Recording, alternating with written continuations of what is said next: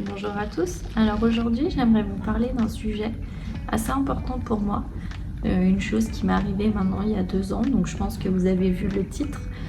Je tiens à faire cette vidéo pour parler du fait que quand on est fatigué, il faut en parler à nos proches, il faut discuter, il faut prévenir les gens. Voilà, moi je l'ai pas fait parce que je m'en sentais pas légitime, mais du coup il m'est arrivé ça. Donc je voulais commencer à en parler avec vous. Donc tout a commencé le 15 novembre 2022, donc il y a 2 ans. J'avais les yeux extrêmement rouges qui me grattaient. Je vais vous mettre une photo ici. Je savais pas vraiment pourquoi. Bon, je me suis pas alarmée plus que ça. Et j'avais très mal à la gorge, donc je pensais que j'avais une angine blanche. Et moi qui en a déjà eu, franchement horrible la douleur. Fièvre, j'avais des frissons, vraiment trop mal. Donc j'ai pris rendez-vous chez mon médecin, donc j'ai eu rendez-vous le mercredi en fin de journée. Donc elle m'a fait le test pour savoir. Elle n'était pas sûre d'elle, mais par principe, elle m'a donné les antibiotiques, donc l'amoxicilline, et m'a dit d'en prendre pendant 3 jours et tout allait disparaître. Donc j'avais l'habitude, donc j'ai dit pas de souci. Et donc j'ai commencé mon premier cachet le jeudi matin. Donc j'ai pris mon premier cachet au petit déjeuner, j'ai préparé mes enfants pour l'école, donc Loua avait que 1 an, donc j'ai préparé mes 2 grands pour l'école. Mon mari les emmène à l'école, ils rentrent à la maison. Et là, je commence à perdre un peu l'équilibre. Je me sentais pas bien. J'avais la nausée, j'avais envie de vomir. Bon, mon mari me dit pose-toi sur le canapé. T'as peut-être mangé un truc qu'il fallait pas. Ou bon, bref, d'accord. Je me pose sur le canapé. Le midi, je mange, mais pas beaucoup. Et je m'apercevais de plus en plus que je bégayais. Donc c'était un bégaiement assez bizarre, j'arrivais pas à articuler. Je parlais mais j'articulais pas. Et au fil de la journée, je bégayais de plus en plus. Donc là mon mari me dit écoute, on peut pas te laisser comme ça, faut que tu ailles aux urgences, absolument. Et moi il faut savoir, ma plus grande peur c'est qu'on m'annonce que j'ai un cancer. Donc je pense à toutes les femmes qui ont un cancer et qui luttent contre ça. Et franchement, je vous soutiens parce que moi, c'est ma plus grande peur. Donc, j'avais qu'une peur, c'est qu'on m'annonce que j'avais une tumeur au cerveau ou un cancer et qu'il me restait 1 mois à vivre. Mais mon mari insiste et me dit non, mais tu vois bien, t'as plus l'équilibre, tu parles bizarrement, faut que t'ailles voir quelqu'un, quoi. Même si c'est pas grave, au moins on est sûr et on est rassuré. Bon. Je l'écoute et je vais aux urgences. Donc j'arrive aux urgences, je leur explique ma situation, donc ils voient bien que je bégayais. Donc ils me mettent dans un box, ils me font plein d'analyses, ils me demandent si je pourrais être enceinte, vu que j'avais la nausée et envie de vomir, donc je leur dis que non, c'était pas possible. De là ils me disent bon, on va faire quand même une prise de sang pour vérifier. Donc ils me font ma prise de sang, donc en effet j'étais pas enceinte. Et de là ils me disent faudra faire une IRM. Alors moi, l'angoisse totale, parce que je suis très claustrophobe. Être enfermée dans cette machine, pour moi c'était une horreur. Mais bon, j'avais pas le choix. Donc je fais mon IRM, je me concentre. Donc je pense à mes enfants, je me concentre et je me dis panique pas, ça dure pas longtemps, bouge pas. Et j'entendais au micro la dame qui me disait il faut surtout pas bouger madame, ne bougez pas, de stresser, c'est bientôt fini, ne bougez pas. Bon. Je sors de là, j'étais rassurée que ce soit fini. On me remet dans un box et là le docteur vient et il me dit bon madame, vous allez être transférée directement dans un autre hôpital parce qu'il faut faire d'autres analyses plus profondes et nous on n'a pas les moyens, on n'a pas les machines pour faire ça, etc. Donc de là, moi je m'effondre, je dis mais comment ça, je rentre pas chez moi, il y a mon mari en salle d'attente, j'ai mes enfants, faut que je m'en occupe, comment je vais faire?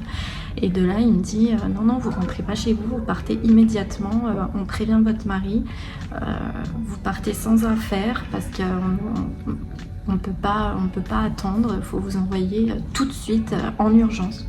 mais il me disait pas ce que j'avais. Donc moi j'envoie un message à mon mari, je lui dis bah, je pars directement, je sais pas ce que j'ai, je comprends pas, je croyais que j'allais rentrer à la maison.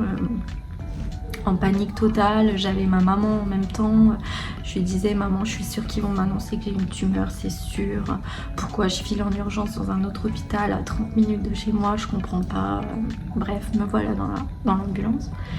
Il pleuvait des cordes, il faisait nuit déjà, c'était plus de 17h30 et je voyais par le hublot de l'ambulance qu'on roulait mais vite, mais à une vitesse, les gars je vous jure, un truc de ouf, je pensais qu'on allait avoir un accident. Et l'ambulancier, il me parlait, il me posait des questions, il me disait faut pas que vous vous endormiez, faut pas que vous vous endormiez, répondez-moi à toutes mes questions, même si vous n'arrivez pas beaucoup à parler, il faut me répondre. En panique, je me disais mais qu'est-ce qui m'arrive, mais pourquoi faut pas que je m'endorme, qu'est-ce qui se passe? On arrive à l'hôpital et de là le monsieur me dit je vous souhaite bon courage madame, j'espère que vous allez vite vous rétablir. Moi mais en pleurs, mais pourquoi, mais qu'est-ce qui m'arrive? Moi je croyais que j'allais rentrer chez moi et je me retrouve là-bas, il fait nuit, j'ai pas d'affaires, j'avais plus de batterie dans mon téléphone, pas de chargeur, franchement la panique totale. De là on m'emmène en soins intensifs, j'ai été entourée de personnes entre la vie et la mort, je ne savais toujours pas ce que j'avais, c'était vraiment l'angoisse, vraiment une angoisse mais horrible. Et de là on me branche à 1, 2, 3, 4 machines qui sonnent toutes les minutes, on prenait ma tension, la machine prend ma tension toutes les 5 minutes, et moi j'étais branchée comme ça, les deux bras comme ça, avec une perf, et je ne savais toujours pas ce que j'avais. C'était le soir, j'avais pas mangé, je comprenais pas, personne venait me voir dans ma chambre, c'était vraiment horrible.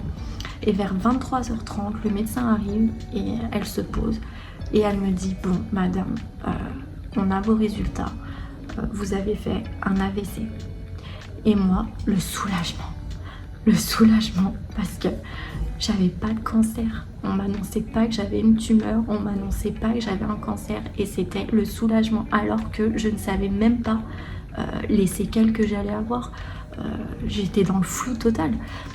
Première question, je lui demande est-ce que j'ai failli mourir ou est-ce que je vais mourir? Elle me dit, un peu en rigolant, elle me dit non vous n'avez pas failli mourir, mais par contre maintenant faut qu'on sache pourquoi vous avez fait cet AVC à 32 ans, c'est pas normal vraiment. Donc elle s'en va, elle me dit et à partir de demain vous allez avoir un tas d'examens à faire. Bon, j'envoie un message à mon frère, j'envoie un message à mon mari, à ma mère, trop soulagée, je leur dis les gars j'ai pas de cancer. Je sais pas pourquoi j'ai fait un AVC, je sais pas si c'est grave, je sais pas pourquoi je parle mal, je sais pas pourquoi j'ai plus l'équilibre, mais j'ai pas de cancer. De là je m'endors et je m'endors, mais j'ai tellement bien dormi alors que j'étais toute seule dans cet hôpital, que j'avais pas d'affaires, que j'avais pas mes enfants, que j'avais pas ma famille, mais j'ai trop bien dormi. Le lendemain arrive, donc reprise de soins, des radios, des scanners, une deuxième IRM avec injection.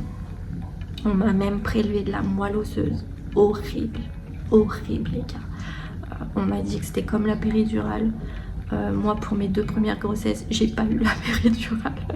J'ai eu une seule péridurale pour ma dernière fille et on me l'a loupée. Donc je me suis dit bon, ça devrait le faire, sauf que la douleur était vraiment horrible, franchement. Bref, on continue mes examens, on me fait une radio de l'artère pour voir si j'avais pas de caillots, on me donne des anticoagulants pour le sang, on me fait des piqûres dans les artères des mains.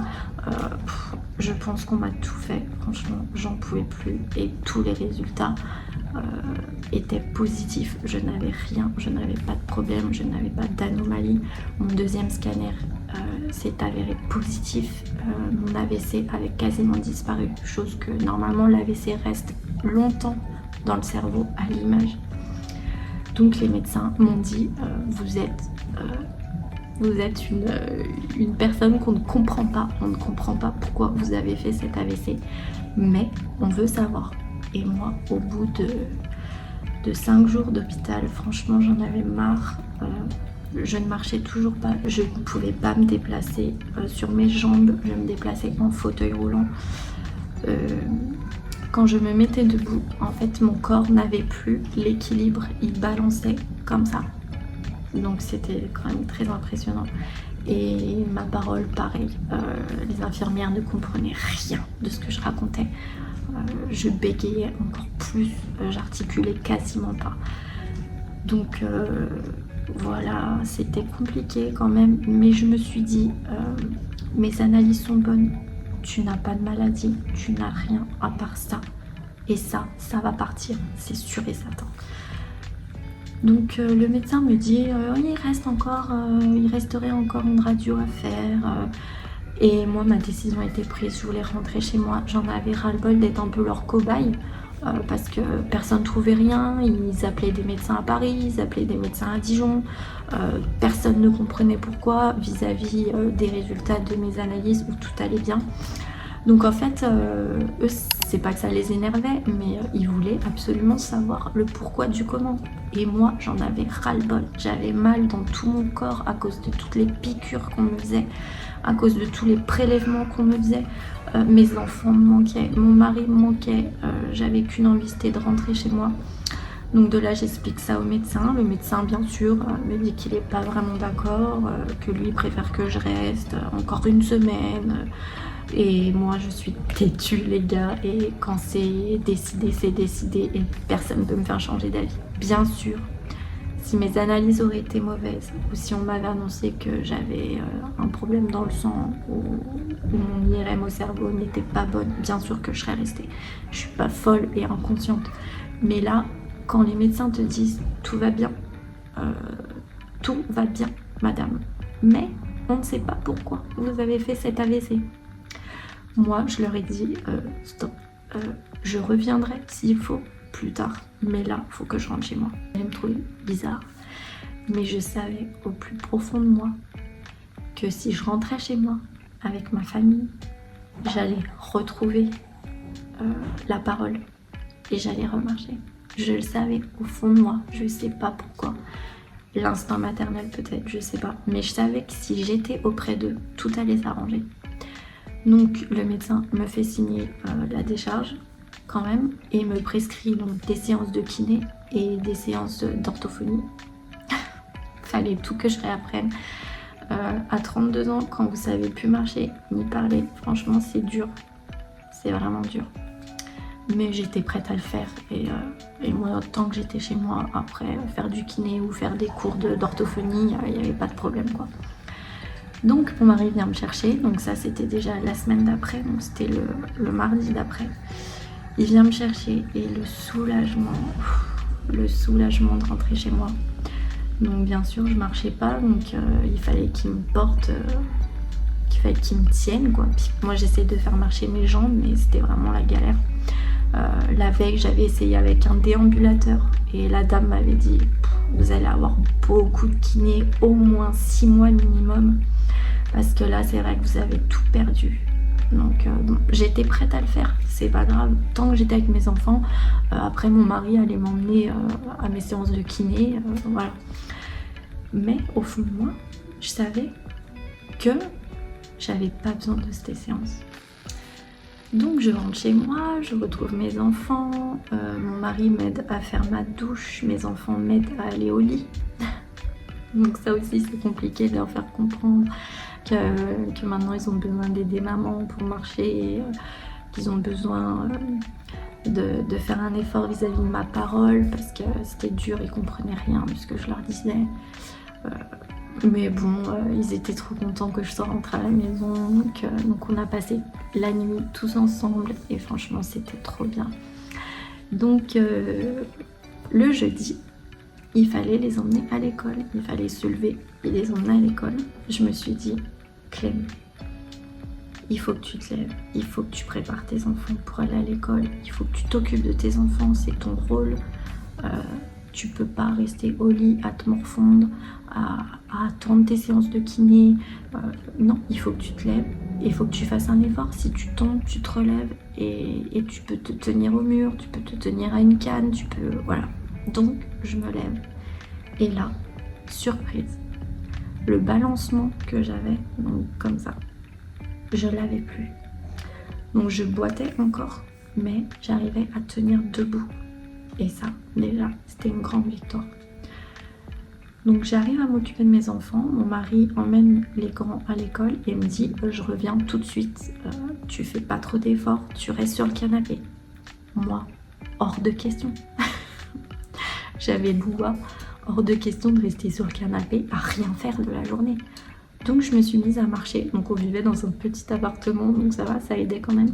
Je me suis mise à marcher et plus je marchais, plus j'y arrivais et moins j'avais ce balancement et plus je retrouvais l'équilibre.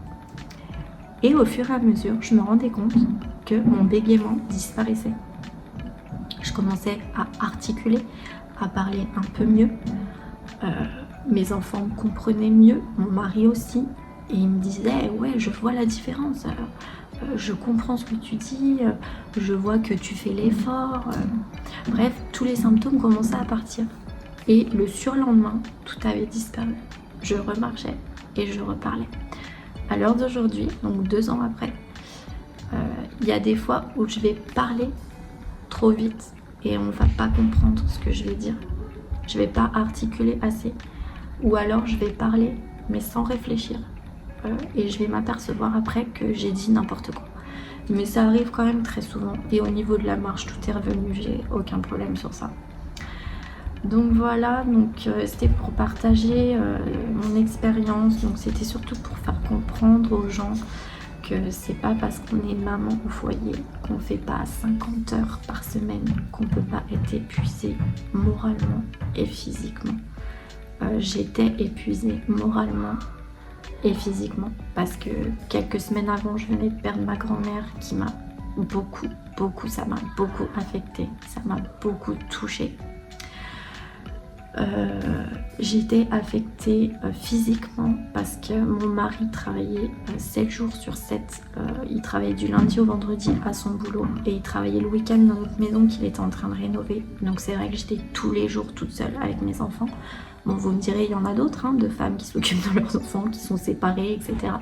Mais c'est vrai que moi j'étais beaucoup fatiguée. Et je pense que j'avais honte aussi de le dire parce que je me suis dit, t'es à la maison, tu t'occupes de tes enfants, tu travailles pas à l'usine, tu fais pas 50 heures par semaine, de quoi t'es fatiguée? T'as pas à te plaindre, t'es pas fatiguée, t'es fatiguée oui, tu vas te coucher plus tôt et basta. Sauf que mon corps n'en pouvait plus vraiment. Et le mental aussi, beaucoup, ça joue énormément. Comme je vous dis, j'étais très affectée par ce qui s'était passé quelques semaines avant et de tout gérer, c'est pas facile vraiment, voilà. Donc je tenais à faire cette vidéo, c'est pas pour faire des lamentations ou pour avoir de la peine des gens, pas du tout. C'est pour essayer de faire comprendre à ces femmes au foyer comme moi ça peut vous arriver que vous soyez très fatigué. Et il faut en parler à votre mari si vous avez quelqu'un bien sûr, ou en parler à vos proches si vous êtes seul ou célibataire. Et il faut souffler, vous reposer, surtout écouter votre corps parce que du jour au lendemain, votre corps vous dit stop. Et moi, j'ai réussi à m'en sortir sans séquelles, mais si j'aurais pas été aux urgences, je pense que ou j'aurais perdu la parole, ou j'aurais perdu la fonction de marcher, parce que on m'a dit vous avez bien fait de venir, ça aurait pu être très grave, j'aurais pu être handicapée à vie. Franchement, écoutez-vous et reposez-vous et n'ayez pas honte d'être fatiguée. C'est vrai que ça m'a fait comprendre que ma vie aurait pu basculer du jour au lendemain et ça m'a fait comprendre qu'il faut prendre soin de son corps vachement parce qu'on n'a qu'un corps et si on n'en prend pas soin, si on mange mal, si on fait pas de l'activité physique, si on se repose pas assez, notre corps nous lâche, c'est sûr. Et en vieillissant, on s'en aperçoit vraiment. J'avais que 32 ans, ce n'était pas normal que je fasse un AVC. Donc voilà. En tout cas, j'espère que cette vidéo vous aura quand même plu et n'hésitez pas à partager si vous est arrivé la même chose dans les commentaires, ou partager avec moi tout simplement, ou me laisser un petit like, ou juste me faire coucou, ça fait toujours plaisir. Et voilà, moi en attendant, je vous fais de gros bisous. N'hésitez pas à vous abonner ou à activer la cloche, cette fois je sais à quoi elle sert. Et moi, je vous retrouve bientôt pour une nouvelle vidéo ou un nouveau vlog. Bisous, ciao. Still of the night, I think of you. My heart beats with every thought.